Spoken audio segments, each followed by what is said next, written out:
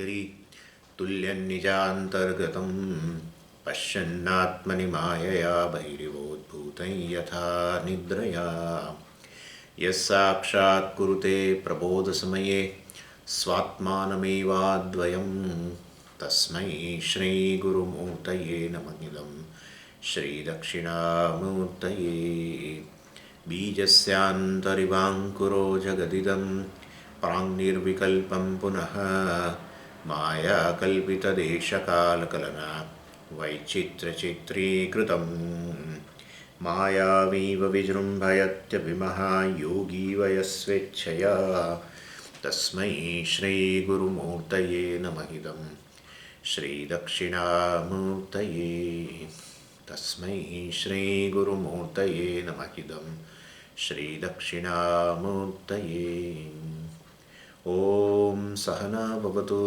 सहनौ भुनक्तु सह वीर्यं करवावहै तेजस्विनावधीतमस्तु मा विद्विषावहै ॐ शान्तिः शान्तिः शान्तिः सदाशिवसमारम्भां शङ्कराचार्यमध्यमाम् अस्मदाचार्यपर्यन्तां वन्दे गुरुपरम्पराम् ॐ पार्थाय प्रतिबोधितां भगवता नारायणेन स्वयं व्यासेन ग्रथितां पुराणमुनिना मध्ये महाभारतम् अद्वैतामृतवर्षिणीं भगवतीम् अष्टादशाध्यायिनीम् अम्ब त्वामनुसन्दधामि भगवद्गीते भगवद्वेषिणीम् यं ब्रह्मा वरुणेन्द्ररुद्रमरुतः स्तुन्वन्ति दिव्यैस्तवैः वेदैः साङ्गपदक्रमोपनिषदैः गायन्ति यं सामगाः ध्यानावस्थिततन्गतेन मनसा पश्यन्ति यं योगिनः यस्यान्तं न विदुःसुरासुरगणाः देवाय तस्मै नमः देवाय तस्मै नमः। આપણે 18મા અધ્યાયની અંદર 18મો અધ્યાય જોઈ રહ્યા છે. એમાં અર્જુનનો પ્રશ્ન જે છે, અર્જુને પ્રશ્ન કરેલો સંન્યાસ અને ત્યાગ વિશે, બંનેનો અર્થ શું છે એણે પૂછેલું ભગવાનને. એની વચ્ચેનો શું ભેદ રહેલો છે એણે જાણવાનો પ્રયત્ન કરેલો અને ભગવાને એનો ઉત્તર આપવાની શરૂઆત કરી. અને એ જે ટૉપિક જે છે સંન્યાસ કે ત્યાગ જે છે, આ ટૉપિક પ્રથમ 12 શ્લોકોની અંદર રહેલો છે. એમાં ભગવાને પહેલાં તો પોતાનો અભિપ્રાય સંન્યાસ અને ત્યાગ કે ત્યાગ વિશેનો પોતાનો અભિપ્રાય આપતા પહેલાં, પોતાની વ્યાખ્યા કરતાં પહેલાં અન્ય જે શિષ્ટ લોકો છે એ લોકો અથવા અન્ય પંડિત લોકો જે છે, વિદ્વાન લોકો છે, એ લોકો સંન્યાસ અને ત્યાગ વિશે શું કહે છે, એ લોકો કેવી વ્યાખ્યા કરે છે એ કહ્યું. અને એમાં એ લોકો તો સંન્યાસ અને ત્યાગને અલગ અલગ સમજે છે. અને પરંતુ ભગવાન જે છે ભગવાને તો કહ્યું કે આ સંન્યાસ કે ત્યાગ એક જ વસ્તુ છે. અને બંનેનો અર્થ મતલબ કે આ સંન્યાસ અને ત્યાગ જે છે એક જ વસ્તુ છે. અને એમાં 3 પ્રકારનો છે ત્યાગ કે સંન્યાસ: સાત્વિક ત્યાગ, રાજસ ત્યાગ અને તામસ ત્યાગ. અને જ્યારે આ 3 પ્રકારના સંન્યાસ કે ત્યાગની ભગવાન ચર્ચા કરતા ત્યારે ભગવાને થોડુંક એ વિષયાંતર પણ કર્યું અને કહ્યું કે આ જે સાધક જે છે, જેનું અંતઃકરણ વગેરે શુદ્ધ થયેલું નથી, એના માટે સંન્યાસની વ્યાખ્યા જરા જુદી છે કે ત્યાગની વ્યાખ્યા જુદી છે. અને જે વ્યક્તિએ જીવનની અંદર આ દાખલા તરીકે આ જે ધાર્મિક પ્રવૃત્તિ છે, યજ્ઞ દાન તપશ્ચર્યારૂપી જે પ્રવૃત્તિ વગેરે છે, એને ઘણો સમય સુધી કરેલું હોય અને એ વ્યક્તિનું અંતઃકરણ શુદ્ધ બનેલું હોય તો એના માટે સંન્યાસની વ્યાખ્યા જરા જુદી છે. તો એમાં કઈ વ્યાખ્યા છે?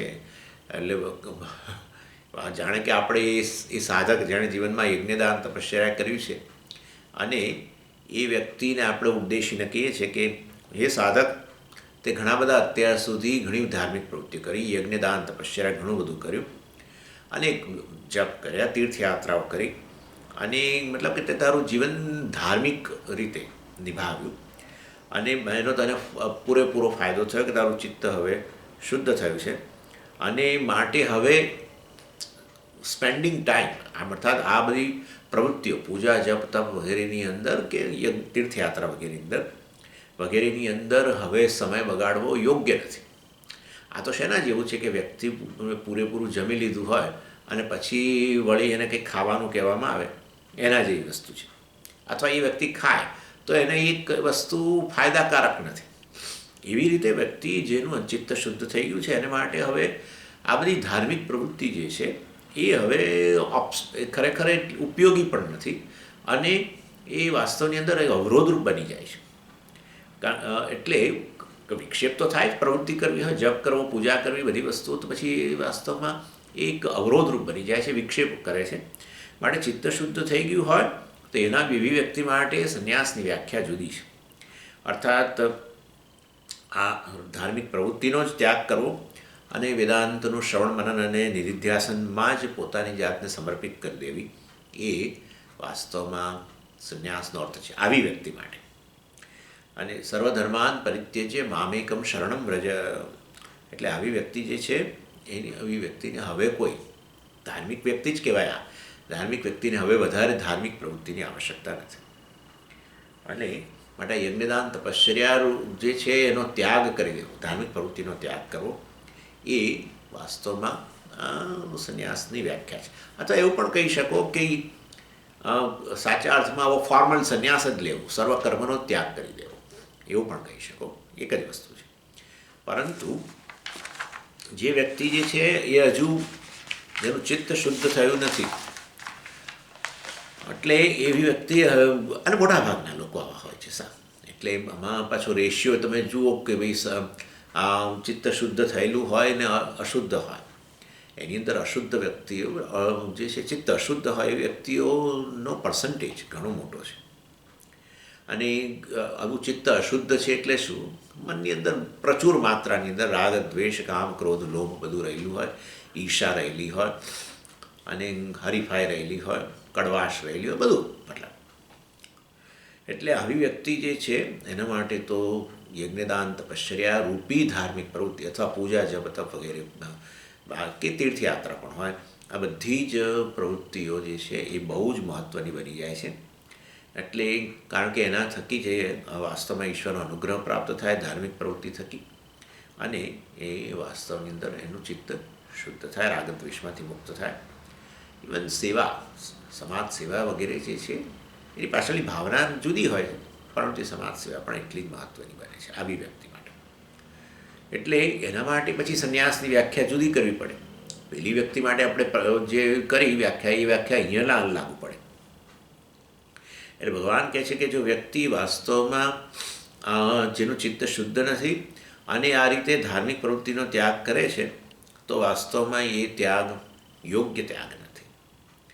એટલે એને ભગવાને એ ત્યાગને તામસ ત્યાગ અને રાજસ ત્યાગના રૂપમાં બતાવ્યું. તામસ ત્યાગ એટલે વ્યક્તિને ખબર જ નથી કે આ બધું જીવનમાં આ પ્રકારની ધાર્મિક પ્રવૃત્તિ જે છે એ ધાર્મિક પ્રવૃત્તિ જેને આપણે તમે કહી શકો સાત્વિક કર્મ, એ સાત્વિક કર્મથી આપણું ચિત્ત શુદ્ધ થાય છે એવી એને ખબર જ નથી અને કર્મો છોડી દે છે કોઈ કારણસર, તો પછી એ તો તામસ ત્યાગ છે. બીજા પ્રકારના લોકો છે કે જે લોકોને ખબર છે કે આવા સાત્વિક કર્મો કરવાથી ચિત્તમાં સત્વની વૃદ્ધિ થાય છે, ચિત્ત શુદ્ધ બને છે, એવી ખબર છે, પણ છતાંય કાય ક્લેશ ભયાત તે જ કહ્યું ભગવાને કે કારણ કે ધાર્મિક પ્રવૃત્તિ કરો ને એમાં એની અંદર તમે જોશો શરીરને કષ્ટ બહુ આપવું પડે. પૂજા કરો, જપ કરો, સાદા તમે જે કર્મ કરો રોજે રોજ તમારા લૌકિક કર્મ એના કરતાંય વધારે શરીરને કષ્ટ આ બધી ધાર્મિક પ્રવૃત્તિમાં થતું હોય છે. તીર્થયાત્રા કરો તીર્થયાત્રા કરો તો શરીરને કષ્ટ તો પડે જ, પૂજા કરો, જપ કરો, બીજી બધી વસ્તુ કરો, એટલે વાસ્તવની અંદર શરીરને કષ્ટ પડતું હોય છે. એટલે જે વ્યક્તિને આવી બધી ખબર છે શાસ્ત્ર થકી કે સત્સંગ થકી કે આવા સાત્વિક પ્રવૃત્તિ જે છે યજ્ઞદાન તપશ્ચર્યારૂપી પ્રવૃત્તિ જે છે એના દ્વારા વાસ્તવની અંદર ચિત્ત શુદ્ધ થાય છે, પરંતુ શરીરને ક્લેશ અત્યંત પડતું હોવાને કારણે આ બધું કરવાથી એ સાત્વિક પ્રવૃત્તિનો ત્યાગ કરે છે. તો પછી આ ત્યાગ તો રાજસિક ત્યાગ છે. પહેલી વ્યક્તિ જે હતી એને તો ખબર જ નથી ને છોડી દે છે, સાત્વિક પ્રવૃત્તિ કરતો જ નથી. ખબર જ નથી કે એનાથી ચિત્ત શુદ્ધ થાય વગેરે વગેરે.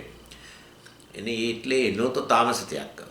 પરંતુ ખબર હોય ને છતાંય છોડી દે કારણ કે શરીરને કષ્ટ પડે છે, તો એ રાજસ ત્યાગ થઈ ગયો. એટલે ભગવાન કહે છે આ બંને પ્રકારનો ત્યાગ એ તો ઉતરતી કક્ષાનો ત્યાગ છે. અને એમાં અર્જુન પોતે પણ આવી ગયો રાજસ ત્યાગની. અર્જુનને તો બધી ખબર છે શાસ્ત્રની, કેટલું મોટું પ્રવચન આપ્યું પ્રથમ અધ્યાયની અંદર, આમ થઈ જાય તેમ થઈ જાય, ધર્મ વિશેનો બહુ મોટો આર્ટિકલ લખી નાખ્યો એણે. પરંતુ એટલે ધર્મ શું છે અને માટે ધાર્મિક પ્રવૃત્તિ શું છે બધી એને ખબર જ છે, પણ છતાં એ વાસ્તવની અંદર એ છોડી દેવા માગે છે કર્મને. અને માટે એ આ પ્રકારનો કર્મનો ત્યાગ એ યોગ્ય નથી, ઉતરતી કક્ષાનો ત્યાગ છે. અને મોટાભાગના લોકો મનુષ્યની અંદર મોટાભાગના લોકો આનું ચિત્ત અશુદ્ધ જ હોય છે, અજ્ઞાનને કારણે જ છે ને છેવટે તો. અને માટે આ કામ ક્રોધ લોભ મોહ મદ માત્સર્ય રહેલું પ્રચુર માત્રામાં રહેલું હોય છે. માટે મહદઅંશે તો લોકોનું ચિત્ત અશુદ્ધ જ હોય છે. અને માટે આ પ્રકારના કર્મો જે છે સાત્વિક કર્મો મતલબ એનો ત્યાગ ન કરવો જોઈએ. અને એ વસ્તુ ભગવાન હવે કહે છે. એટલે સાત્વિક સંન્યાસ કે સાત્વિક ત્યાગ એટલે શું? એટલે ઇન શોર્ટ, જેનું ચિત્ત શુદ્ધ નથી એના માટે ત્યાગની એક પ્રકારની વ્યાખ્યા, જેનું ચિત્ત શુદ્ધ થયું છે એના માટે ત્યાગ કે સંન્યાસની જુદા પ્રકારની વ્યાખ્યા. એ ચિત્ત શુદ્ધ થઈ ગયું હોય તો યજ્ઞદાન તપશ્ચર્યારૂપી કર્મ જે છે એ તો જમ્યા પછી જમવા જેવી વસ્તુ છે, જેમ એ ઉપયોગી ન નીવડે એના જેવું થઈ જાય. અને માટે એણે તો ખરેખર હવે કર્મને વિધિવત છોડી દેવા જોઈએ. આવો સંન્યાસ લઈ લેવો જોઈએ. આવો સંન્યાસ એટલે હું બતાવું છું કે આ પ્રકારે સંન્યાસ લઈ લેવો જોઈએ. અને મતલબ કેમ વેદાંતનું શ્રવણ મનન કરવું જ માટે, સંન્યાસ લઈને ફરી ખાવા માટે નહીં. એટલે વેદાંત શ્રવણ મનનને પૂરેપૂરા સમર્પિત થવા માટે એને એ પ્રકારનો ત્યાગ, યજ્ઞદાન તપશ્ચર્યારૂપી કે ધાર્મિક પ્રવૃત્તિનો ત્યાગ, એ સંન્યાસની વ્યાખ્યા ત્યાં એ પ્રકારની. જેનું ચિત્ત અશુદ્ધ છે એને માટે તો વાસ્તવની અંદર આ યજ્ઞદાન તપશ્ચર્યારૂપી કર્મ જે છે એનો ત્યાગ ન થવો જોઈએ. અને તો પછી એને એ પ્રકાર એ ન કરવો જોઈએ, અર્થાત સાત્વિક પ્રવૃત્તિ કરવી જોઈએ, ધાર્મિક પ્રવૃત્તિ કરવી જોઈએ. તો આવી વ્યક્તિ માટે ત્યાગ કયો છે? એ સાત્વિક સંન્યાસ કે સાત્વિક ત્યાગ, એને જ કર્મયોગ કહેવામાં આવે છે. અને માટે 9મા શ્લોકની અંદર ભગવાને બહુ મહત્ત્વનો શ્લોક છે અને એની અંદર ભગવાને કહ્યું કે આવી વ્યક્તિ જે છે જેનું ચિત્ત અશુદ્ધ છે એને કર્મયોગ જ એના માટે આ સાત્વિક સંન્યાસ છે, સાત્વિક ત્યાગ છે. એનો અર્થ શું કે એણે આવી ધાર્મિક પ્રવૃત્તિનો ત્યાગ ન કરવો જોઈએ. યજ્ઞદાન અને તપશ્ચર્યા જે છે યજ્ઞ પંચમહાયજ્ઞના રૂપમાં રહેલા છે. અને દાન અને તપશ્ચર્યા આપણે જોઈ ગયા. આમ તો 17મા અધ્યાયની અંદર આ સાત્વિક યજ્ઞ મતલબ 3 પ્રકારના યજ્ઞ, 3 પ્રકારના દાન, 3 પ્રકારની તપશ્ચર્યા. અને એમાં સાત્વિક યજ્ઞ, સાત્વિક દાન, સાત્વિક તપશ્ચર્યા એ પ્રકારની જે છે પ્રવૃત્તિ એને તો કદી ન છોડવી જોઈએ, કારણ કે એનું ચિત્ત અશુદ્ધ છે. તો પછી આ ત્યાગ તો દેખાતો નથી. એમાં ત્યાગ ક્યાં છે? આ તો યજ્ઞદાન તપશ્ચર્યા કરવાની વાત કરે છે. એટલે ચિત્ત અશુદ્ધ એટલે કોઈકે પૂછેલું જો કે ચિત્ત અશુદ્ધ એટલે શું? જ્યાં સુધી આપણને જગતના લોકો, જગતની પરિસ્થિતિઓ જે છે, આપણા જીવનમાં જે પરિસ્થિતિઓ આવે છે એનાથી આપણે સતત ડિસ્ટર્બ થઈ જતા હોઈએ. તો માનું કે આપણામાં રાગદ્વેષ વગેરે રહેલું જ છે અને અર્થાત હું પરિપક્વ નથી. અને એવા સંજોગોની અંદર મારે આ ઈષ્ટદેવતાનું સ્મરણ, ઈષ્ટદેવતાને સંબંધી જે કંઈ પ્રવૃત્તિ છે, ઈષ્ટદેવતાને સમર્પિત પ્રવૃત્તિ જે છે, ઈશ્વરને સમર્પિત પ્રવૃત્તિ જે છે, યજ્ઞદાન તપશ્ચર્યા એ ચાલુ રાખવું જોઈએ. એટલે તો એને પણ સંન્યાસ તો કયો? તેમાં સંન્યાસ ક્યાં છે? તો કર્મ કરવાની વાત છે. કારણ કે સંન્યાસની અંદર કશાકનો તો ત્યાગ હોવો જ જોઈએ. એટલે આ કર્મ એ તમે કહો છો આ સાત્વિક સંન્યાસ છે જેમાં યજ્ઞદાન અને તપશ્ચર્યાનું અનુષ્ઠાન છે અને એને તમે કર્મયોગ કહો છો. તે કર્મયોગ કર્મ વગર કેવી રીતે હોય? એટલે બરાબર કર્મ કરવાના છે, તો કર્મ કરવાના હોય તો પછી સંન્યાસ કેમ કહો છો ને? સાત્વિક ત્યાગ કે સાત્વિક સંન્યાસ એવું કેમ કહો છો? એટલે આ બધું તો એ ઇન્ફેક્ટ કરે છે, પ્રવૃત્તિ ચાલુ છે. એટલે આપણે કહ્યું કે વાસ્તવની અંદર આ ત્યાગ છે, એમાં કશોક ત્યાગ રહેલો છે. ભલે કર્મનો ત્યાગ નથી પણ કંઈક તો ત્યાગ રહેલો છે. અને ભગવાન એના માટે કારણ આપે છે કે કર્મયોગી જે છે, મતલબ કે એને કેમ ત્યાગ કહીએ છીએ, સંન્યાસ કહીએ છીએ, સાત્વિક ત્યાગ, તો એમાં શેનો ત્યાગ છે? કર્મનો તો ત્યાગ નથી, તો શેનો ત્યાગ છે? એટલે ભગવાન કહે છે કે આ કર્મયોગી જે છે એ ભવિષ્યના અજંપાનો ત્યાગ કરે છે. રિગાર્ડિંગ ફ્યુચર જે એન્ઝાયટી છે એનો ત્યાગ કરે છે. એટલે ઇનફેક્ટ કર્મયોગની આ જ વ્યાખ્યા છે, જેણે ભવિષ્યની ચિંતા કે અજંપાનો ત્યાગ કર્યો છે એનું નામ કર્મયોગી છે. બાકી તો બધા કર્મી જ છે. એટલે ભવિષ્યની ચિંતાને લઈને કર્મ કરતા રહીએ તો એ કર્મી કહેવાય. ભવિષ્યની ચિંતા જ ન હોય, અજંપો જ ન હોય ભવિષ્ય વિશે, અને છતાંય આપણે કર્મ કરતા હોઈએ તો પછી એ કર્મયોગ છે. એટલે એ આવી વ્યક્તિ જે છે એ શું કરે છે? એટલે આપણે કહ્યું કે એના એ દાખલા તરીકે ગૃહસ્થ હોય તો પોતાના મોભાને અનુરૂપ, પોતાની મોભાને અનુરૂપ જે કંઈ પ્રવૃત્તિ હોય એ કરવાનું ચાલુ રાખે છે. એટલે મતલબ કે પિતા તરીકે એની જે ડ્યુટી હોય, પોતાના મા બાપ મતલબ પોતાના બાળકોના ભવિષ્ય માટે જે કંઈ ફાળો આપી શકાય, ભવિષ્યના નિર્માણ માટે, એ જરૂર આ લોકો આપે છે. એટલે એને તો બધું સ્પષ્ટ છે. શું સ્પષ્ટ છે? કર્મયોગી છે એટલે કે ભાઈ કોઈનું ભવિષ્યની ચિંતા હું ન કરી શકું, કોઈના ભવિષ્યનું નિર્માણ હું ન કરી શકું, કોઈના ભવિષ્યને હું નિયંત્રણમાં ન લાવી શકું. મારું ભવિષ્ય મારા નિયંત્રણમાં ન હોય ને અન્ય બાળકોનું ભવિષ્ય પણ મારા નિયંત્રણમાં ન હોય, પણ એમના ભવિષ્ય નિર્માણમાં કંઈક મારાથી જે ફાળો અપાતો હોય હું જરૂર આપી શકું. એટલે પોતાના ભવિષ્યની ચિંતા નહીં અને પોતાના બાળકો પત્નીના ભવિષ્યની પણ ચિંતા નહીં. સમજી, હું મારા ભવિષ્યની ચિંતા નથી કરતો. તમે કહ્યું ને તો હું કર્મયોગી ખરો કે નહીં? એટલે આપણે કહીએ કે તમે તમારા કુટુંબીજનોના ભવિષ્યની ચિંતા કરો છો. હા, એ તો કરીએ છીએ. તો પછી તમે કર્મયોગી નથી. ભવિષ્યની ચિંતા જ ન હોવી ત્યારે કર્મયોગ છે. એટલે વાસ્તવમાં આમાં આવું કર્મયોગીની વ્યાખ્યા ક્યાંથી લઈ આવી? ભાઈ આ તો કર્મયોગીઓ છે જે ઈશ્વરને સમર્પિત થઈ ગયેલો છે. કર્મ દ્વારા અને કર્મફળની પ્રાપ્ત થાય ત્યારે ઈશ્વર દર્શન કરનારો પ્રસાદના રૂપમાં. એટલે વાસ્તવની અંદર એ તો ઈશ્વર સાથે જોડાઈ ગયેલો છે, એનો અહંકાર કંઈક અંશે સમર્પિત થયેલો છે ઈશ્વરને. અને ત્યારે પછી પોતાને શેની ચિંતા હોય? ઈશ્વરને સમર્પણ હોય તો ઈશ્વરે ચિંતા કરવાની હોય, પોતાને ક્યાં કરવાની હોય? અને માટે ચિંતાનો ત્યાગ કરે છે. નહીં કે કોઈ બેજવાબદારીપૂર્વક કે બેફિકરાઈપૂર્વક. ઘણી વાર તમે પેલા યુવાનો જુઓ છો ને, જે રીતે વર્તા હોય છે, આપણને એમ થાય છે કે એમને ભવિષ્યની ચિંતા જ નથી, એવું લાગે છે ને. એટલે આ કર્મયોગી આવો ફાંકડો યુવાન એવું નથી. વાસ્તવમાં એ તો ઈશ્વરને આ ચિંતા એણે ઈશ્વરને સમર્પિત કરી છે. જે કરવું જોઈએ પરિસ્થિતિમાં અત્યારે આ પરિસ્થિતિમાં એ કરે છે. પિતા તરીકે કરવું જોઈએ કે બાળક માટે આ જવાબદારી છે માટે એ કરે છે. પરંતુ ભવિષ્યની અને બાળકનું ભવિષ્ય હું નિર્માણ ન કરી શકું એવી સ્પષ્ટતા છે ને. તો જેનું નિર્માણ હું ન કરું એ ચિંતા હું શાના માટે કરું? ચિંતા કરીને એનું નિર્માણ હું કરી શકતો હોઉં એના ભવિષ્યનું તો જરૂર કરું, પણ મારા જ ભવિષ્યનું નિર્માણ હું નથી કરી શકતો તો હું ચિંતા નથી કરતો, તો અન્યના ભવિષ્યનું નિર્માણ, અન્યની તો વળી ઓર શક્યતા ઓછી થઈ જાય છે. અન્યના ભવિષ્યનું નિર્માણ કરવાની શક્યતા તો ઓર ઓછી થઈ જાય છે. એટલે કોઈના ભવિષ્યને નિયંત્રણમાં લાવવું કોઈના માટે શક્ય નથી. અને માટે કોઈના ભવિષ્યની શું વાત, કોઈના મનમાં અત્યારે શું વિચારો આવે એનું નિયંત્રણ હું ન કરી શકું. મારા જ મનમાં શું વિચારો આવે એનું નિયંત્રણ હું ન કરી શકું. એટલે નિયંત્રણ કરવાની વાત આવે ને ત્યાર પછી બધી આ ચિંતાઓનો પ્રશ્ન ઊભો થાય. પણ વાસ્તવની અંદર એમાં ફાળો જરૂર આપી શકો, એમનું ભવિષ્ય સારું નિર્માણ થાય એના માટે કંઈક સભાનપણે જરૂર હું કંઈક કરું, એ બરાબર છે. અને જરૂર પણ એમાં શું કરવું જોઈએ? દાખલા તરીકે બાળકો નાના હોય ત્યારે તો ઘરમાં એવું વાતાવરણ પૂરું પાડવું જોઈએ કે જેથી કરીને બાળકોમાં આધ્યાત્મિક સંસ્કાર આવે. એવું ન વિચારવું જોઈએ કે મારો બાળક આધ્યાત્મિક ભવિષ્યમાં બનવો જ જોઈએ અને એની સતત મને ચિંતા રહે છે. એ ખોટી વસ્તુ છે. તમારાથી બનતી વસ્તુ આ છે કે તમે એને આધ્યાત્મિક કે ધાર્મિક, ચાલો આધ્યાત્મિક ન થાય તો ધાર્મિક પૂજા જપ વગેરેની અંદર એને રસ ઉત્પન્ન થાય. અને એ રસ ઉત્પન્ન કરવા માટે તમારે પોતે કરવું પડે. તમે કોઈને ન કહી શકો ચાલ 2 માળા કરી લે, ગાયત્રીની 2 માળા કર. એ બાળક બોલે નહીં, પણ એના મનમાં હોય કે તમે શું કરો છો?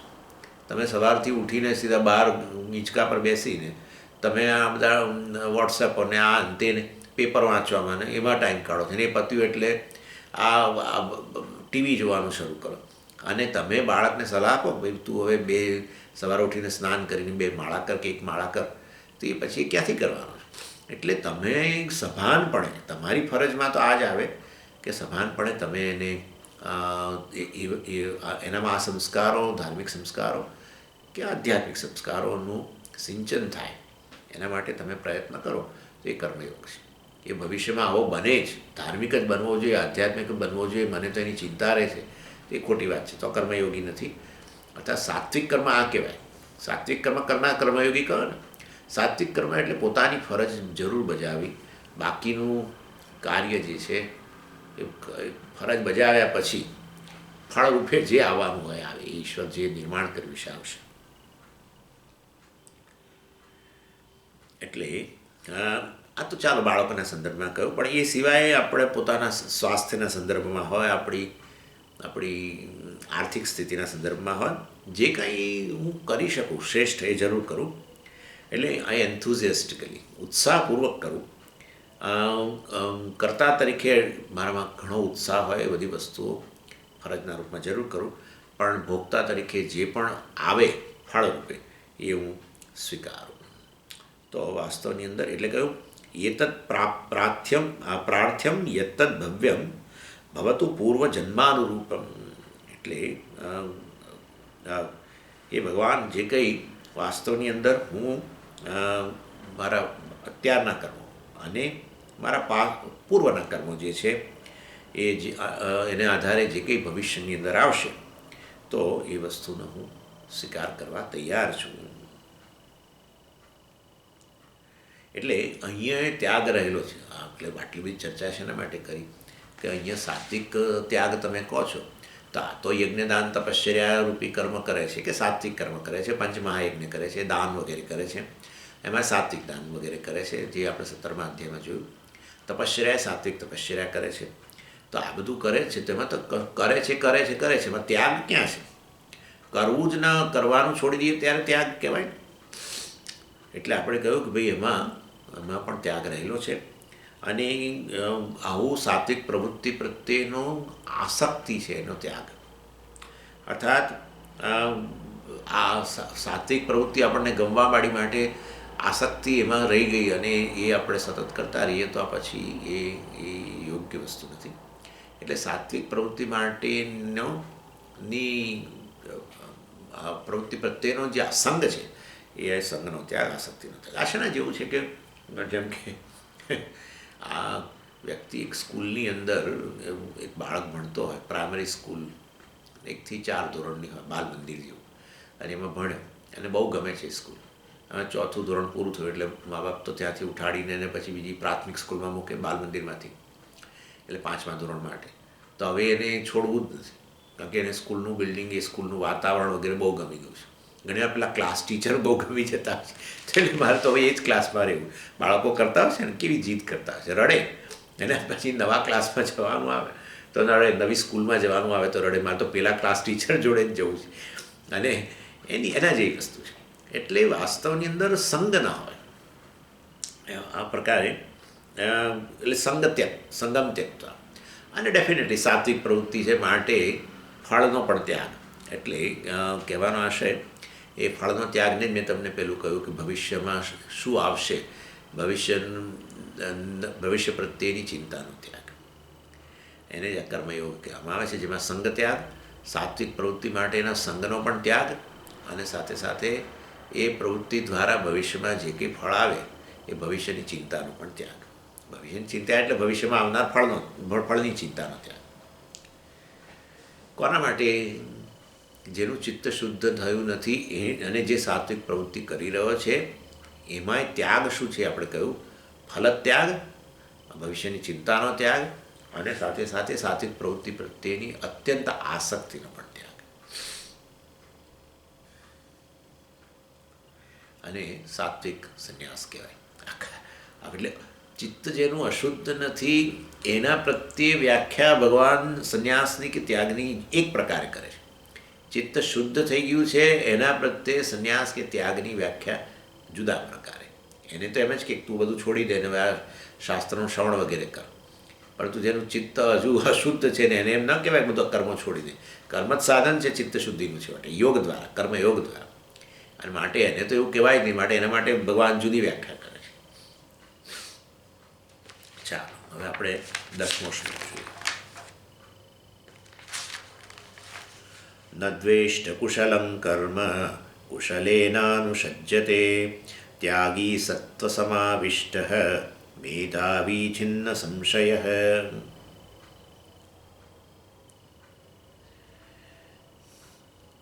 એટલે ભગવાને જે 9મા શ્લોક સુધી 3 પ્રકારના જે સંન્યાસ કે ત્યાગની વ્યાખ્યા કરી, 7મા 8મા 9મા પહેલાં તામસ ત્યાગ કહો, પછી 8મા શ્લોકમાં રાજસ ત્યાગ કહો, અને પછી 9મા શ્લોકમાં સાત્વિક ત્યાગની વાત કરી. અને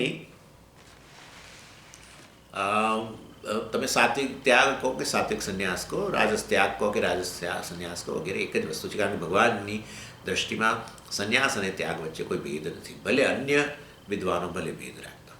એનીવે, હવે આ જે 10, 11 અને 12 શ્લોક જે છે એની અંદર ભગવાન કર્મયોગનો મહિમા ગાય છે, કર્મયોગની મહિમાની વાત કરે છે.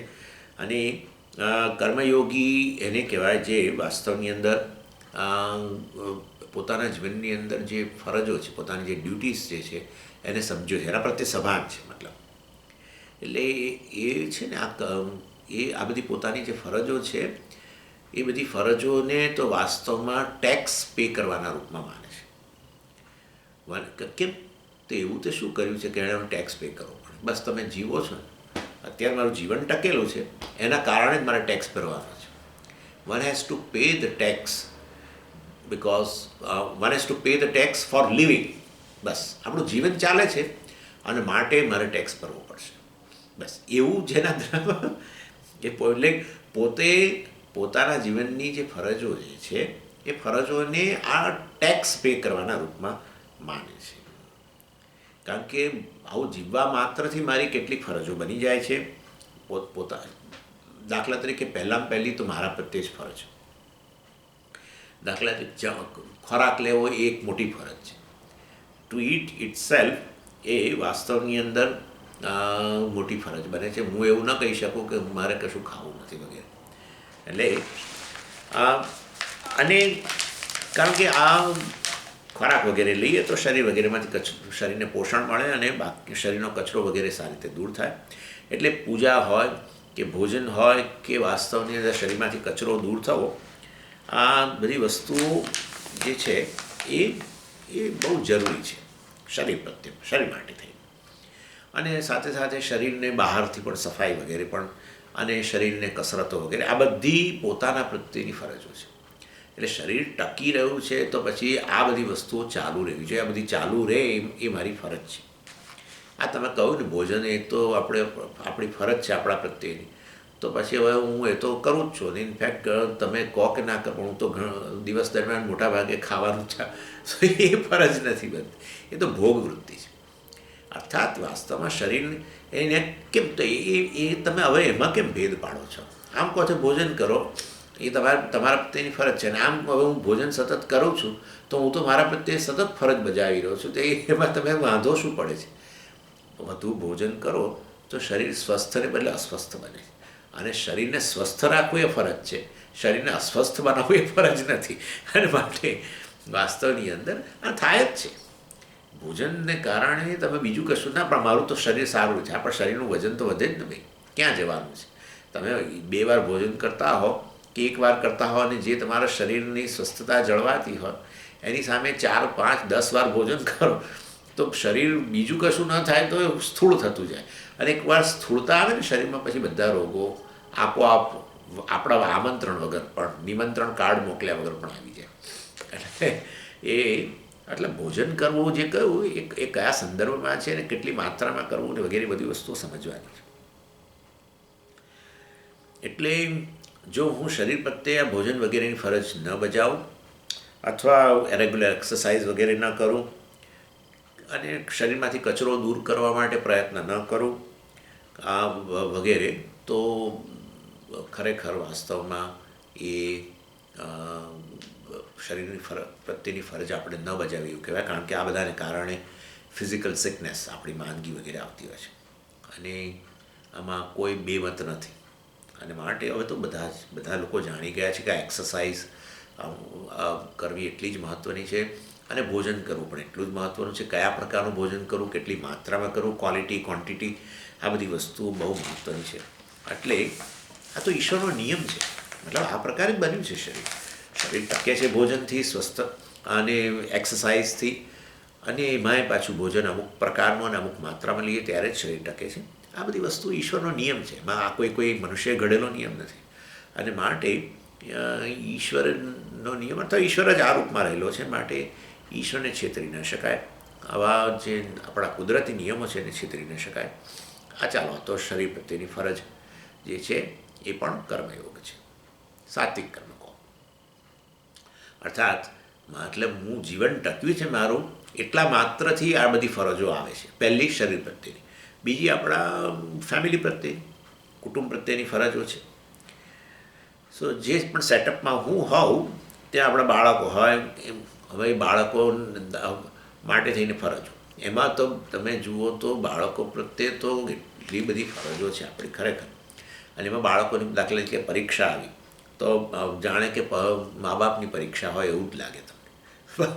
તમે જોયું છે ને, બાળકોને જ્યારે પરીક્ષા હોય ત્યારે તમને લાગે કે મા બાપ પરીક્ષા આપી રહ્યા હોય એવું લાગે. અને બાળકો ઘણીવાર પૂછે, નાના બાળકો ખાસ તો, મોટા તો હવે કોલેજમાં કેવા નહીં, પરંતુ કે હાયર સેકન્ડરીમાં ભણનારા નહીં, પણ નાના બાળકો તો તમને પૂછે, મોમ આ મને આવડતું નથી, આ મને શીખવાડો, ફલાણું. કે પપ્પાને પૂછે, ફાધરને પૂછે. અને તમારે જાણવું જ પડે. ઘણીવાર તમને ખબર એ ના હોય તો તમારે જાણવું પડે. મેથેમેટિક્સ હોય, સાયન્સ હોય, હિન્દી હોય, એમાં ભાષા વગેરે આપણને એમ કે ભાષા તો હવે ગુજરાતી તો ભાષા અમને આવડે જ છે તો હું એને બાળકને શીખવાડી શકું, પણ એનું વ્યાકરણ ને બધું, એની જોડણીઓ ને આ તે કશું ખબર હોતી નથી આપણને. ઇન શોર્ટ આ બધું શીખવું એ આપણી ફરજ બની જાય છે બાળકને શિક્ષણ આપવા માટે નાના હોય ત્યારે તો. અને એટલું જ નહીં, પાછા એ પરીક્ષા આવતી હોય ત્યારે એ આપણે તો જાગવું જ પડે. એમને પાછા એમને જગાડવાના, અને એમને જાગતા રહે એના માટે એમની ચા બની આપવાની, નાસ્તો આપવાનો. એના પાછા કે ના હું તો મારા મિત્રો આવશે એમની જોડે ભણીશ. એટલે પાછા એના મિત્રો બધા આવે રાત્રે ભણવા માટે. રાતે 10 વાગે જ આવે, બધાનો ઊંઘવાનો ટાઈમ થયો અને આપણે ઊંઘ ચડી હોય ત્યારે જ આપણા દીકરાનો મિત્ર જે છે આવે, બંને જણા ભણવાનું શરૂ કરે. અને પહેલી જ ફરમાઈશ આવે, મોમ ચા બનાવો. એટલે પછી ચા બનાવો. ચા બનાવવા માટે તમે ઊંઘી ગયા ના ચાલે પાછું, એટલે જાગતા રહો. તમે ઊંઘી જાઓ તો એ ઊંઘી જાય. એટલે આ ફરજોની વાત કરું છું. એટલે બાળકો પ્રત્યેની ફરજો, આપણા કેટલી ફરજો હોય છે, અને એમના એડમિશન માટેની કેટલે દોડ ને શું નહીં. અને પતિની ફરજો, દાખલા તરીકે હવે તો ડોમેસ્ટિક હેલ્પ, એટલે હવે તો છે ને ભાઈ એવું છે, તમે ઘરની અંદર તમે નોકરી કરતા હો તો પણ, તો પતિની વાત કરું છું, કોઈ નોકરી કરતા હોય તો પણ એણે મદદ કરવી પડે ઘરની અંદર. એટલે જેન્ડર ઇક્વાલિટી, એટલે વાસ્તવની અંદર તમારે એ બેન રસોઈ શાક ત્યારે જ બનાવે જ્યારે શાક કાપેલું હોય. કોણ શાક કાપે? પતિ શાક કાપી આપે. અને પાછું એટલું નહીં, અને આ બધું અન્ડરસ્ટેન્ડિંગ હોય પાછી. એટલે ચાલો હવે રસોઈ મેં કરી છે, થોડું વાસણ ધોવામાં મદદ કરો, ડિશવોશિંગ. અને પછી ચાલો ભાઈ બાળક આવી તો બાળકને રાખો, હું રસોઈ કરું છું તમે બાળકને રાખો. પછી બાળકે પરાક્રમ કર્યું હોય તો પછી એના કપડાં બદલાવા, આ તે બધું. ઇન શોર્ટ એ બધું પેલા પતિ એવું ન કહી શકે આ બધું મને નહીં આવડે તો તું હમણાં ગેસ બંધ કરીને પહેલાં આ બધું કરે. આવું ના ચાલે. આવું જો ઇન શોર્ટ કહેવાનો આશય તમને ગમે કે ન ગમે, જો તમે લગ્ન કર્યા હોય ને તો તમે એટલીસ્ટ પહેલાં શરૂના થોડાક દિવસો આ બધું ધ્યાન કરો કે મારી કઈ કઈ ફરજો છે, અને બધી ફરજો બજાવવા માટે હું તૈયાર છું, એવું એક ધ્યાન કરી દો તો ઝઘડા નહીં થાય. નહીં તો લગ્નના થોડા જ વર્ષોમાં, પહેલાં એકાદ વર્ષ માંડ ચાલે, પછી ત્યાં વર્ષથી જ ઝઘડા શરૂ થઈ જાય. અને એમાં જો બાળક આવ્યું તો મોટા ઝઘડા. બાળક આવવાને કારણે આનંદ તો થવો જોઈએ, એ તો થોડોક સમય જ હોય, પછી ખરી ફાઇટ શરૂ થાય બેની વચ્ચે, બાળકને રાખવાના સંદર્ભમાં ને તે બધું. એનીવે, એટલે હંમેશા પત્ની તો ટોણો મારે છે કે મારી એકલાની જ ફરજ છે બાળક માટે, તમારી ફરજ નથી, આ તમારું બાળક નથી, આમ નથી, તેમ નથી કરે ને. ઇન શોર્ટ મારો કહેવાનો આશય એટલો છે કે આ પોતાના પ્રત્યેની ફરજ છે, કુટુંબ પ્રત્યેની ફરજ છે, કોને કે બાળકો પ્રત્યેની ફરજ છે. અને હવે આ શેની વાત કરી રહ્યો છું? સાત્વિક કર્મની વાત કરું છું. એટલે આ બધા સાત્વિક કર્મ, ભગવાન અહીંયા કર્મયોગનો મહિમા ગાય છે. કઈ રીતે ગાય છે હમણાં કહું છું તમને. અને એવી રીતે દેશ હોય તો દેશ પ્રત્યે પણ ફરજ છે આપણી. કઈ મોટી ફરજ કઈ દેશ પ્રત્યે? શું અમારે બોર્ડર પર લડવા જવું, સરહદ પર લડવા જવું? અમને તો એક હથિયારે ઉચકતા નથી આવડતું. ના, એવી નહીં. દેશ પ્રત્યેની મોટી ફરજ, દેશનું જે વિકાસ કામો થઈ રહ્યા છે એ બધા પૈસાથી થઈ રહ્યા છે ભાઈ. અને માટે તમે એમાં કોન્ટ્રીબ્યુટ કરો. કઈ રીતે કોન્ટ્રીબ્યુટ કરીએ? અમે ક્યાં કોન્ટ્રીબ્યુટ કરવાના? તમે જે કમાઓ છો એમાંથી ટેક્સ પે કરો, બસ આટલું. એમાં ચોરીઓ ના કરો, બસ આટલું તો કરો. બીજું તો કંઈ નહીં. તો એક એટલે એવું ના કહી શકો સાહેબ હું તો ભૂલી ગયો ટેક્સ, બસ બાકી કશું નથી ભૂલતા, ટેક્સ પે કરવાનું જ ભૂલી જાય છે. એક મિનિસ્ટરે 10 વર્ષ સુધી ટેક્સ ના ભર્યો અને એને પૂછવામાં આવ્યું કે તમે આ 10 વર્ષે છેલ્લે આ લોકો આટલી બૂમો પાડી ટેક્સ ડિપાર્ટમેન્ટે, ત્યારે તમે હવે જાગ્યા કે શું 10 વર્ષ સુધી તમે ટેક્સ કેમ ના ભરી શક્યા? તમે મિનિસ્ટર છો, તમને આટલી ખબર ન હોય? ના, હું છે ને કે છે દેશની સેવામાં, લોકોની સેવામાં એટલો બધો રથ હતો કે હું આ ભૂલી જ ગયો. હવે આ કોણ સ્વીકારે? આ તો પ્રજાને મૂર્ખા બનાવવાની વાત ચાલે છે. એટલે એનીવે, તમે અત્યારે જીવી રહ્યા છો એના કારણે જ કેટલીક તમારી ફરજો બની જાય છે. અને બીજું એટલે સર્ટન, અને એમાં કેટલીક ડ્યુટીઝ, કેટલીક ફરજો તમને ગમતી હોય, કેટલીક ફરજો તમને ન ગમતી હોય, મોટાભાગની ન ગમતી હોય. જેમ કે આ ટેક્સ પે કરવાની નહીં ગમતી હોય, બાળકનો ઉછેરમાં આપણે કરવાનું આપણને ન ગમતું હોય, એક આ ભોજન કરવાનું ગમે, એ ફરજ છે મારા પ્રત્યેની, એ મને બહુ ગમે. તમે કહો કે શરીરને સ્વસ્થ રાખવા માટે 8 કલાક ઊંઘી જવું જોઈએ, તો એ પણ હું તૈયાર છું. એટલે અમુક ફરજો આપણને બહુ ગમે. ટેક્સ પે કરવાનું ન ગમે. બાળકને પરીક્ષા આવતી હોય તો આપણે જાગીને એની સાથે જાગવું પડે, એ ન ગમે. એને કોઈક સબ્જેક્ટમાં ડિફિકલ્ટી હોય, એ આપણે ભણાવવું પડે, તો એ આપણને ન ગમે. એટલે કેટલીક ફરજો ગમે, કેટલીક ફરજો ન ગમે. એટલે વાસ્તવની અંદર કર્મયોગી તો એવો છે કે એ આ પ્રકારનો ફરજોમાં આ જે ભેદ છે, ગમતી ફરજો અને અણગમતી ફરજો, એ ભેદ કાઢી નાખે. એનું નામ કર્મયોગી. એના માટે ફરજ જ છે, ગમતી અણગમતી નામની વસ્તુ નથી. એટલે નેવર કોલ એ ડ્યુટી એ પ્લેઝન્ટ ઓર અનપ્લેઝન્ટ, બસ તો તમે કર્મયોગી થઈ ગયા. ફરજો તો બધાના જીવનના છે, પણ ફરજોમાં ગમતી અણગમતી ડિવિઝન, ભેદ રાખો, અને એમાં અણગમતી ફરજો નહીં જ બજાવી, ગમતી ફરજો કર્યા કરવી. એટલે સતત ખાવાનું કહ્યું છે ને શરીરને સાચવવા માટે, તો એ તૈયાર છું. ઊંઘવાનું કહ્યું છે શરીરને સ્વસ્થ રાખવા માટે, આરામ આપવાનું કહ્યું છે, તો એના માટે હું તૈયાર છું. પણ અણગમતી ફરજો જે છે આ બધી, એ બજાવીએ નહીં તો આપણે કર્મયોગી નથી ભાઈ. કર્મયોગી તો આવો ભેદ જ રાખતો નથી, આવો ટેગ કે આ ગમતું ફરજ અને અણગમતી એ કાઢી નાખે. અને આવો જો ટેગ રાખો તો આપણું જીવન બહુ પછી મિઝરેબલ બની જાય. કારણ કે ફરજો તો આવવાની જ છે ને, તમારે પછી બજાવી તો પડે જ, બરાબર. બાળક કે ના તમે મારી સાથે જાગો, ડેડી મારી સાથે જાગો, નહીં તો હું તો સૂઈ જઈશ. તો આપણને થાય કે આ ખરી ફરજ છે, પણ બજાવવી પડે ત્યારે આપણને થાય કે આ ફરજ મારે ક્યાં બજાવવી પડી. આપણું જીવન અથવા આપણા મનમાં જ સંઘર્ષ થાય, બહુ સ્ટ્રેસ થાય, બહુ સ્ટ્રેસ. બજાવવી તો પડે, છૂટકો જ નથી, દીકરાએ જ કહ્યું હોય એટલે બજાવવી તો પડે.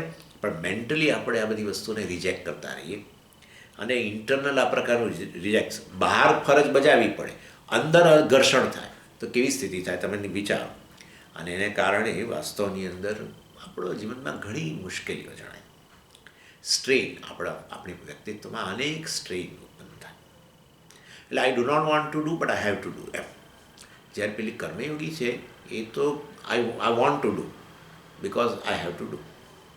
હું કરવા તૈયાર છું, કારણ કે મારે જ કરવાની છે, તો મારે ટેક્સ પે કરવાનો છે, મારું જીવન ચાલી રહ્યું છે, અને માટે મારે ટેક્સ પે કરવો જ જોઈએ. અને માટે એમાં ગમતું અણગમતું ના હોય. I have to do, I want to do because I have to do, એ કર્મયોગી. I don't want to do but I have to do, એ કર્મી. સમજી ગયા આટલો ભેદ? I don't want to do but I have to do. તો એ તમે જુઓ હવે કોના જીવનમાં સંવાદિતતા છે અને કોના જીવનમાં વિસંવાદિતતા છે. કર્મયોગીના જીવનમાં સંવાદિતતા છે. એ કરવા પણ તૈયાર છે ઉત્સાહપૂર્વક, કારણ કે એણે કરવાનું પણ છે. એટલે એક્સટર્નલી પણ એ કરે છે અને ઇન્ટરનલી પણ એની એ તૈયારી છે. આમ સંવાદિતતા છે. અંદરથી ઘર્ષણ છે, કરવું નથી પણ બહાર કરવું પડે છે, ફરજ છે માટે. દીકરા પ્રત્યે હોય, ફેમિલી પ્રત્યે હોય, પોતાના પ્રત્યે હોય. હવે તમને કહ્યું હોય તમારી પ્રત્યેની ફરજ તમે બજાવવા તૈયાર જ છો, એ ભોજન હોય કે આરામ હોય, પણ કે એક્સરસાઇઝ કરો, ચાલો 1 કલાક ચાલો, હવે તો એ કરવા તૈયાર નથી. સમજી ગયા? એટલે આ ઘર્ષણ થાય. જ્યારે કર્મયોગીના જીવનમાં આવો ટેગ જ નથી, આવો પ્રકારનું લેબલ જ નથી મારતો, કારણ કે મારું જીવન ચાલી રહ્યું છે એટલા માત્રથી મારી આ બધી ફરજો હું બજાવવા માટે તૈયાર છું. બસ મારું જીવન ચાલી રહ્યું છે એટલા માત્રથી, નહીં કે ભવિષ્યમાં આમ થશે, આમાં એ ચિંતા જ નથી કરતો. ભવિષ્યમાં આમ થશે, ભવિષ્યમાં મારા બાળકનું આમ થશે, ભવિષ્યમાં પેલું થશે, ભવિષ્યમાં મારું આ થશે, કશી જ ચિંતા નહીં. કર્મફળ પ્રત્યેનો સંગ જ છોડી દીધો છે અને ત્યારે ઉત્સાહપૂર્વક કરી રહેલો છે. આ કર્મયોગી છે. એટલે સાત્વિક કર્મયોગીનો મહિમા ગાય છે ભગવાન. એટલે કર્મયોગી કોને કહેવાય? કે જે કર્મનો ત્યાગ નથી કરતો, ફરજોનો ત્યાગ નથી કરતો, પરંતુ એવી રીતે કરે છે કે જેથી પોતાના મનની અંદર શું છે ને કે સ્ટ્રેન, મતલબ કે અજંપો, તાણ ઉત્પન્ન થતી નથી. અને તાણનો ત્યાગ ગણો હતો એ રીતે ગણો. કર્મયોગીના જીવનમાં તાણનો ત્યાગ છે. ત્યાગ છે પણ આ પ્રકારની તાણ, મનની અંદર અનેક પ્રકારનો અજંપો, ઘર્ષણનો ત્યાગ છે. અને તમે સંન્યાસી હોય ને, તમે બધું છોડીને બેઠા હોય તોય તમને કહું, તમારી સંન્યાસીને ફરજ બને છે. શું? Visitors will come. એટલે એ તો આવવાના જ છે. સંન્યાસીને હોય કે મને થોડી પ્રાઇવસી રહે, અને કારણ કે આ શ્રવણ મનન નિધિધ્યાસન કરું છું એટલે ચિંતન કરતો હોય કે કરતો હોય, પણ લોકો ન છોડે. લોકો વિઝિટર્સ વિલ કમ, અને એ તો સારું, ચાલો આવે, પણ કયા વગર જ આવે. એવું નહીં કે સ્વામીજી હું આવું છું કે કશું જ નહીં, આવીને ઊભા રહી જાય. અમને થયું કે સ્વામીજી અહીંથી નીકળતા હતા ને તો લાવો તમારા દર્શન કરી, ચાલો આવી ગયા. એટલે હવે પછી સંન્યાસીએ મનની અંદર આવો કચવાટ રાખે તો એ ન ચાલે. ઇન શોર્ટ કહેવાનો આશય છે આ ઓક્યુપેશનલ હેઝાર્ડ છે. તમે ઓક્યુપેશન એટલે હવે તમે સંન્યાસ લીધો છે ભાઈ, તો હવે આ હેઝાર્ડ, આ પ્રકારનો ખતરો તો રહેવાનો જ છે. એટલે કહેવાનો આશય છે તમે ભલે બધું છોડીને બેઠા હો તો પણ તમારી કેટલીક ફરજો બને છે, એમ મારો કહેવાનો આશય છે. એનીવે ચાલો, એટલે સાત્વિક સંન્યાસી કે સાત્વિક ત્યાગી એ વાસ્તવમાં કર્મયોગી છે. અને સાત્વિક સંન્યાસી જ સાત્વિક ત્યાગી, કારણ કે સંન્યાસ અને ત્યાગ ભગવાન માટે એક જ છે. માટે ભગવાન જ્યારે બધી વ્યાખ્યાઓ કરી રહ્યા છે ત્યારે આપણે સાત્વિક ત્યાગ કહીએ કે સાત્વિક સંન્યાસ કહીએ, એક જ વસ્તુ છે. એટલે શું કહે છે ભગવાન આ સાત્વિક સંન્યાસી માટે કે કર્મયોગી માટે? અકુશલમ કર્મ ન દ્વેષ્ટિ. એટલે અકુશલમ કર્મ, અકુશલમ એટલે એના વાસ્તવની અંદર અહીંયા અકુશલમ એટલે જે કર્મ વાસ્તવમાં આપણને ખરેખર કરવામાં અનેક આયાસ હોય અને કરવું ન ગમતું હોય તો પણ એના પ્રત્યે દ્વેષ નથી રાખતો. એ ડઝ નોટ હેટ આવું અકુશળ કે જે ડિસએગ્રીએબલ આપણને, એના માટે જ્યારે દ્વેષ ન હોય તો આપણે કર્મયોગી છે, સાત્વિક ત્યાગી છે એવું કહેવાય. બહાર પણ કરવા તૈયાર છે, અંદર પણ એ પ્રકારનો ઘર્ષણ નથી કે આ ક્યાં કર્મ કરવાનું આવ્યું, ક્યાં આની એક્ઝામ વખતે મારે જાગવાનું આવ્યું, આ વગેરે ફલાણું ઢીકણું. એટલે જાણે છે કે હું આ જો કરીશ, બહાર તો મારે કરવું જ પડશે ફરજ હોવાને કારણે, પણ અંદર જો હું વાસ્તવમાં એ વસ્તુનો ધિક્કારીશ, દ્વેષ રાખીશ, તો મારા જ અંતઃકરણની અંદર સ્ટ્રેસ અને સ્ટ્રેઇન ઉત્પન્ન થશે. અને માટે એને કારણે બધી રીતે, શારીરિક રીતે પણ, શારીરિક સ્વાસ્થ્ય પણ બગડશે અને માનસ સ્વાસ્થ્ય પણ મારું બગડશે. એટલે વાસ્તવની અંદર એ કરવા માટે તૈયાર હોય છે. આ હું તમને એક ઉદાહરણ આપું. દાખલા તરીકે આમાં શું થયું હતું કે એક સ્કૂલની અંદર એક આપણા સ્વામીજીને વાસ્તવમાં એક સ્કૂલની અંદર એમના પ્રિન્સિપલ અને બીજા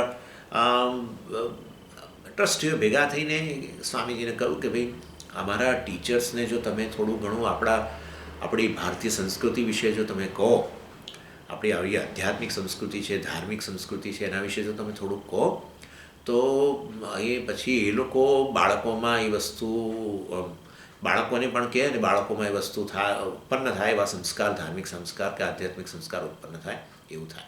માટે તમે અમારા સ્કૂલના જે ટીચર્સ છે ને એમને તમે એમના માટે કંઈક જરા ભગવદ્ ગીતાના થોડું ઘણો એમને પરિચય કરાવો અને એ દ્વારા આપણી સંસ્કૃતિનો પરિચય કરાવો, આધ્યાત્મિક સંસ્કૃતિનો પરિચય કરાવો.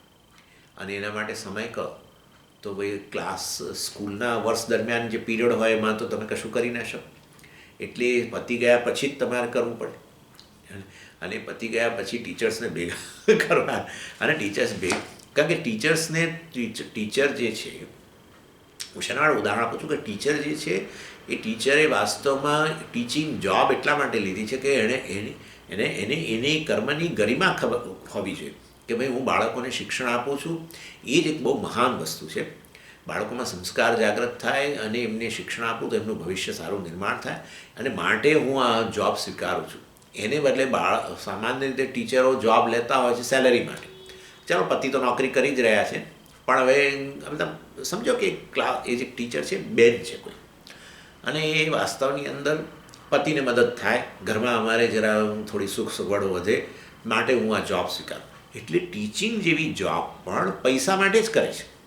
હવે આવા ટીચરો ભેગા થયા હોય અને સ્વામીએ એમને કહેવાનું હોય આ બધું શિક્ષણ આપવાનું હોય, ત્યારે તમે વિચારો બહારથી તો એ લોકોની ફરજ બને છે, કારણ કે પ્રિન્સિપલે કહ્યું છે કે ટ્રસ્ટીઓ ભેગા થઈને કહ્યું છે કે ભાઈ આપણે સ્વામીજીને બોલાયા છે ને તમને આ બધી વસ્તુઓ આપણા આધ્યાત્મિક શિક્ષણ વિશે, ભગવદ્ ગીતા વિશે કહેશે, પછી તમે બધા બાળકોને આ વસ્તુ શિક્ષણ આપજો વગેરે.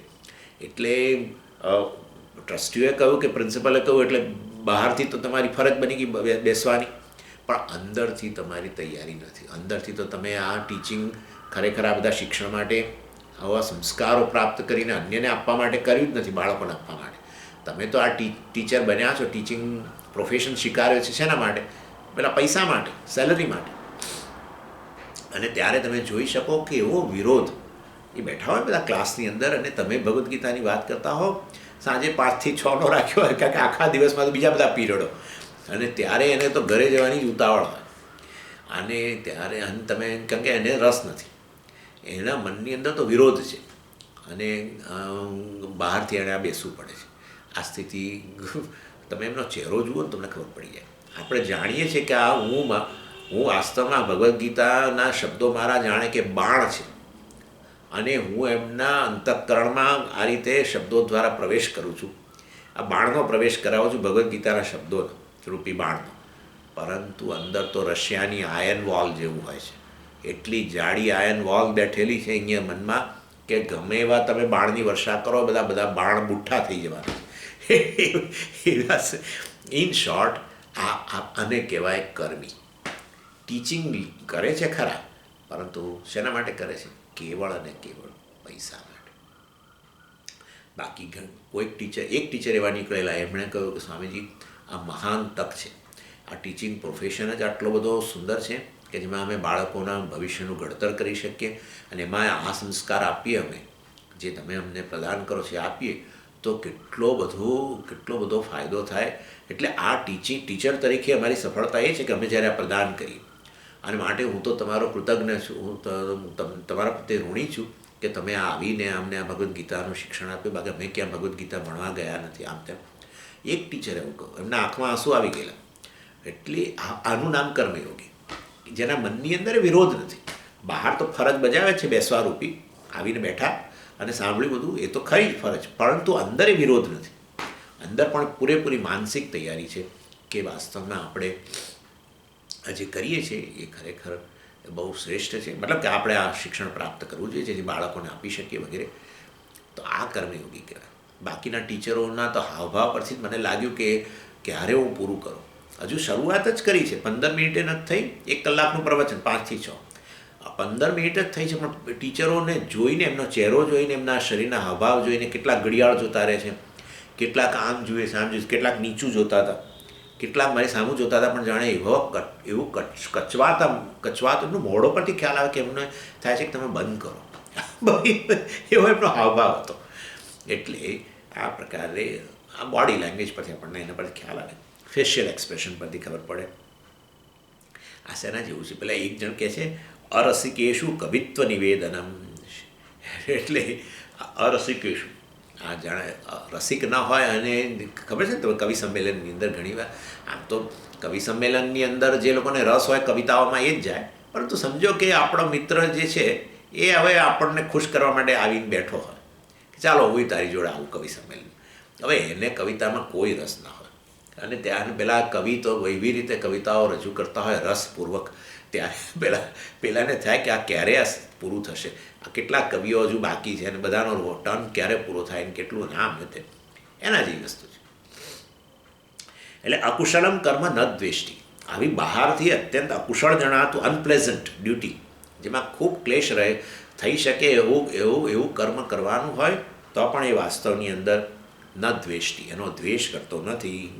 કુશલેન અનુસજ્જતે, અને જ્યારે કેટલીક ડ્યુટી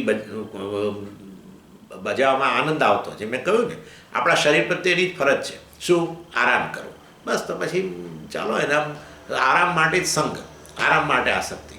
શરીર પ્રત્યે ફરજ છે, શરીરને ટકાવવા માટે ભોજન લેવું, તો ભોજનમાં તો અમને બહુ જ આસક્તિ, તો એ પણ નહીં. કુશલે ન અનુસજ્જતે, આપણને ગમતી ફરજ હોય એમાં અત્યંત આસક્તિ પણ ન હોય આ કર્મયોગીને, સાત્વિક ત્યાગીને, અથવા તો જે અત્યંત ક્લેશ ઉત્પન્ન કરે એવા કર્મો હોય એમાં પણ એ વ્યક્તિને જરા દ્વેષ ન હોય, અને કુશળ કર્મની અંદર, પ્લેઝન્ટ ડ્યુટીઝની અંદર એને આસક્તિ ન હોય, તો એવી વ્યક્તિ ભગવાન કહે છે વાસ્તવમાં કેવો છે?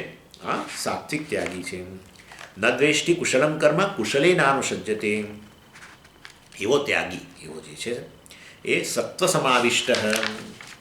એટલે અહીંયા કહ્યું સત્વ સમાવિષ્ટ, એટલે આવી વ્યક્તિનું અંતઃકરણ જે છે એ વાસ્તવની અંદર કેવું છે? એ સત્વમાં સ્થિત થયેલું છે. આવા ત્યાગીનું અંતઃકરણ સત્વમાં સ્થિત થયેલું છે, સાત્વિક ત્યાગી છે એવું આપણે એને જરૂર કહી શકીએ. એટલે જો આપણે રાજસિક ત્યાગી હોઈએ તો આપણને આજે ગમતી ફરજો છે એમાં આસક્તિ ઉત્પન્ન થઈ જાય. આપણે તામસિક ત્યાગી હોઈએ તો આપણે તો વાસ્તવમાં ફરજ બજાવવામાંથી જ મુક્ત થઈ જવા માંગીએ, ગમતું ના ગમતું જ નહીં, કશું કરવું જ નથી, તો એ તામસિક ત્યાગી. અને આપણે ગમતી ફરજોમાં આસક્તિ આવે તો આપણે રાજસિક ત્યાગી. પરંતુ ગમતી ફરજોમાં આસક્તિ ન ઉત્પન્ન થાય અને અણગમતી ફરજો હોય, ક્લેશ, અત્યંત ક્લેશ ઉત્પન્ન થાય એવું હોય, ક્લેશ એટલે શારીરિક ક્લેશ વગેરે ઉત્પન્ન થતું હોય, શારીરિક રીતે અનેક મુશ્કેલીઓ હોય, છતાંય આપણે બજાવવા માટે હોંશે તૈયાર થઈએ, એના પ્રત્યે દ્વેષ ન રાખીએ, તો એ સાત્વિક ત્યાગી છે. એટલે એટેચમેન્ટ પણ નહીં અને દ્વેષ પણ નહીં, રાગ પણ નહીં અને દ્વેષ પણ નહીં, બેલેન્સ એટીટ્યુડ, એવું અંતઃકરણ ધરાવનાર અહીંયા. અને ભગવાન કહે છે સત્વ સમાવિષ્ટ, અર્થાત એનું અંતઃકરણ જે છે એ સત્વમાં પ્રતિષ્ઠિત થયેલું છે. આવો ત્યાગી સાત્વિક ત્યાગી છે. આ રીતે કર્મયોગી કે સાત્વિક ત્યાગીને અહીંયા વાસ્તવમાં એનો મહિમા ગાવામાં આવે છે. અને પછી ભગવાન શું કહે છે? બહુ સરસ કહ્યું આગળ કે આવો ત્યાગી જે છે એ તો કેવું બની જશે? ત્યાગી સત્વ સમાવિષ્ટ મેધાવી છિન્ન સંશય. આ સાત્વિક ત્યાગીને હું મેધાવી કહું છું. મેધાવી તો મેધા ધરાવનાર, જ્ઞાન ધરાવનાર. તો એ કે આ સાત્વિક ત્યાગીને તમે મેધાવી જ્ઞાની કેવી રીતે કહી દીધો? એટલે કહે છે કે વાસ્તવમાં આવું અંતઃકરણ હોવાને કારણે, આટલું શુદ્ધ અંતઃકરણ હોવાને કારણે, જેનામાં આવી ગમતી ફરજો માટે આસક્તિ પણ નથી અને અણગમતી ફરજો માટે દ્વેષ પણ નથી, એનામાં એવો કોઈ ભેદ જ નથી, ફરજ જ છે. એને ટેક્સના રૂપમાં જુએ છે, પોતાનું જીવન ચાલી રહ્યું છે, એના કારણે એણે આ જગત પ્રત્યે ટેક્સ આપવાનો છે. જીવન ચલાવવા માટે સમગ્ર જગત જવાબદાર છે. સ્વામીજી હંમેશા કે એક કપ ચા પીવા માટે આખું જગત જોઈએ, એક રોટલી ખાવા માટે આખું જગત જોઈએ, અથવા તમારું એક ટંકના ભોજન માટે આખું જગત જોઈએ, તમારા વસ્ત્રોના બધા માટે પાછું જગત જોઈએ, તો બધું આપણું રહેઠાણ માટે જગત જોઈએ. એટલે તમારું રહેઠાણ બન્યું છે, તમે કહો મારી પાસે 2, 5, 10, 20 કરોડ છે, એ માટે હું બનાવી શકું. બધું બનાવો, તમે જાતે બનાવો ને તો 20 કરોડ રૂપિયા છે તમારી જોડે, બધું બનાવો. આ જગત આખો ફાળો આપે છે. તમારી ઘરની ઈંટો જે છે એ પૃથ્વી છે માટે ઈંટો છે, અને ઈંટો બનાવનારો છે, તમે તો ઈંટનો એક નાની ઈંટે બનાવી શકવાના નથી. એટલે બધું જ જોઈએ. ઇન શોર્ટ, પૈસાથી કામ ન થાય. તમારી પાસે 20 કરોડ રૂપિયા હોય, તમે રણની અંદર ઊભા હોય, શું કરી શકવાના છો? કશું નથી. એટલે અન્ય લોકો છે, એમની સ્કિલ સાથે બધું એ લોકો મતલબ એ બધી હ્યુમન અને મનુષ્યો બીજી બધા કેટલી વસ્તુઓનો ફાળો છે. આખું જગત જોઈએ તમારા રોટી કપડાં અને મકાન માટે. ઇન શોર્ટ, જેના કારણે તમારું જીવન ટકે છે આ રોટી કપડાં મકાન, અને એના માટે આખું જગત બિચારો રાત દિવસ કામ કરે છે. તો માટે તમે જીવન જીવી રહ્યા છો એટલા માત્રથી જ તમારી તો અનેક ફરજો થઈ જાય છે. માટે ટેક્સ ભરવા માટે સતત તૈયાર છે. માટે એ તો આ ગમતી ફરજો ને અણગમતી ફરજો ને એવું એના મનમાં રહ્યું જ નથી. આવો સાત્વિક ત્યાગી જે છે એ વાસ્તવની અંદર આ રાગ દ્વેષ વગેરે નહીં હોવાને કારણે શ્રવણ મનન નિધિધ્યાસન કરશે, અને એ વ્યક્તિ કેવો બની જશે? મેધાવી. મેધાવી એટલે જે વ્યક્તિ આવું શ્રવણ વગેરે કરેલું છે, જે અહમ બ્રહ્માસ્મિ છે ને જે સમજે છે, અહમ બ્રહ્માસ્મિ એના માટે સત્ય છે, અને એ વ્યક્તિ મેધાવી બની જશે. છિન્ન સંશય, એટલે શ્રવણ તો વગેરે કરીને મેધાવી બનશે, જ્ઞાન પ્રાપ્ત કરશે, અને મનન વગેરેને કારણે છિન્ન સંશય, એના સંશયો બધા નાશ પામી ગયેલા છે. અર્થાત જ્ઞાન યોગ, આવી વ્યક્તિ આવા કર્મયોગી છે, આવો સાત્વિક ત્યાગી છે, એ જ જીવનમાં છેવટે જ્ઞાનને અધિકારી બનશે, જ્ઞાન યોગ માટે તૈયાર થશે. આમ કર્મયોગ એને જ્ઞાન યોગ્યતા આપશે, અને પછી એ જ્ઞાન પ્રાપ્ત કરશે, અને છેવટે મોક્ષ પ્રાપ્ત કરશે. આ રીતે આ વસ્તુ ભગવાને કર્મયોગીનો અહીંયા મહિમા ગાયો 10મા શ્લોકમાં. 11મા શ્લોકમાં પણ એ ગાવાના છે, અને 12મા શ્લોકમાં પણ ખાલી આપણે શ્લોક વાંચી લઈએ. નહીં દેહભૃતા શક્યમ ત્યક્તુમ કર્માણ્યશેષતઃ યસ્તુ કર્મફલત્યાગી સત્યાગીત્યવિધીયતે. ભગવાન કહે છે, નહીં દેહભૃતા શક્યમ ત્યક્તુમ કર્માણી અશેષતઃ. અશેષતઃ કર્માણી ત્યક્તુમ ન શક્યમ. કોના માટે? દેહભૃતા. એટલે જે વ્યક્તિ જે છે આ દેહ સાથે તાદાત્મ્ય ધરાવે છે, એને માટે કર્મનો ત્યાગ કરવો અશક્ય છે. કોઈ પણ રીતે દેહમાં તાદાત્મ્ય ધરાવનાર વ્યક્તિ કર્મમાંથી મુક્ત ન થઈ શકે. યસ્તુ કર્મફલ ત્યાગી, પરંતુ જે વાસ્તવમાં કર્મનો ફળનો જેણે ત્યાગ કર્યો છે એ જ વાસ્તવમાં ત્યાગી છે. કર્મનો ત્યાગ કરવો કોઈને માટે, અજ્ઞાની માટે શક્ય જ નથી. દેહમાં તાદાત્મ્ય એટલે અજ્ઞાની, કારણ કર્મયોગી અજ્ઞાની જ છે, હજુ તો જ્ઞાન પ્રાપ્ત કરવાનું બાકી છે. એટલે ભગવાન એ ત્યાગી કર્મયોગી જે છે એની પ્રશંસા કરતાં કહે છે કે અજ્ઞાનને કારણે, દેહમાં તાદાત્મ્ય હોવાને કારણે એના માટે કર્મનો અશેષતઃ પૂર્ણ ત્યાગ કરવો અશક્ય છે, પરંતુ કશોક ત્યાગ તો કરી જ શકે છે, અને એ છે કર્મના ફળનો ત્યાગ. કર્મ પ્રત્યેની આસક્તિ અને કર્મફળ પ્રત્યેની આસક્તિ જે છે એનો જે ત્યાગ કરે છે એ જ સાચા અર્થમાં ત્યાગી છે. કર્મનો ત્યાગ કરનાર ત્યાગી નહીં કહું, કર્મનો ફળનો ત્યાગ કરનારને હું ત્યાગી કહીશ. એમ કરીને ભગવાન સમજાવે છે. એ ચર્ચા હવે આપણે આવતી વખતે કરીશું. ઓમ પૂર્ણમદ પૂર્ણમિદં પૂર્ણાત પૂર્ણમુદચ્યતે પૂર્ણસ્ય પૂર્ણમાદાય પૂર્ણમેવાવશિષ્યતે. ઓમ શાંતિ શાંતિ શાંતિ. હરિ ઓમ. શ્રી ગુરુભ્યો નમઃ. હરિ ઓમ.